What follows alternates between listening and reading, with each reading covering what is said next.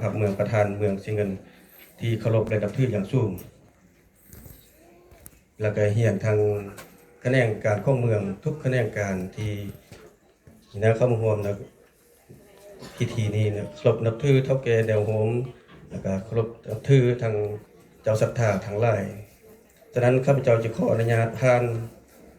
ข้อตกลงของทานเจ้าเมืองเชียงเงิน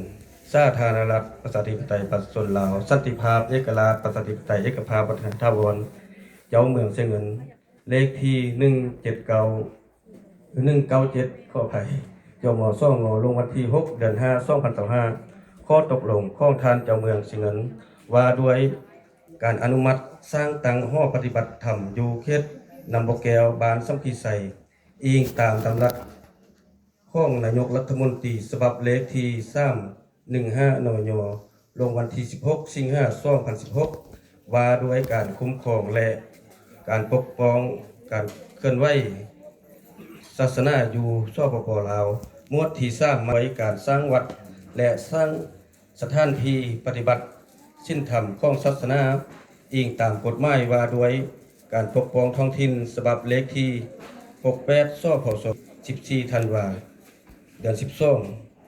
2015 ภาคที่4หมวดที่4มาตรา40ว่าด้วยสิทธิและหน้าที่ของทานเจ้าเมืองอิงตามการค้นคว้าตกลงเห็นดีเป็นเอกภาพกองประชุมปรึกษาหารือของคณะรับผิดชอบชี้นำกันก่อสร้างหอปฏิบัติธรรมอยู่เขตนำบกแก้วบ้านสัมพีไสครั้งวันที่5 เดือน 5